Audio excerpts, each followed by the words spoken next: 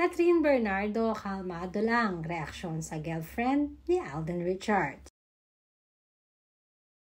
Hot topic nga sa social media ngayong linggo ay ang pagkakaroon di umano ng bagong girlfriend ni Alden Richards.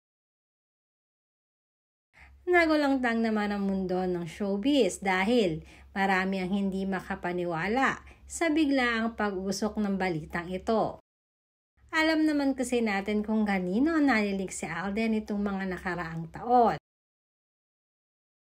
Nag-react din ng napakaraming netizens at Katden fanatics sa balitang ito. Ayon kasi sa mga balita, sinasabing ang babaeng palagi di umanong kasama ni Alden sa kanyang mga pictures na naglalabasan sa social media ngayon sa kanyang mga jogging session ay ang bagong girlfriend di umano ni Alden Richards. Dahil itong mga nakaraang araw nga ay madami ang nakapansin na madalas na kasama ito ni Alden.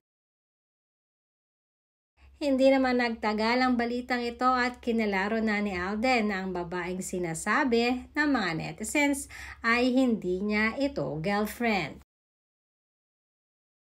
At ang babaeng tinutukoy nila na palaging kasama ni Alden ay Mrs. di umano or asawa di umano ng kaibigan ni Alden na kasama rin nila sa kanilang pagja-jogging.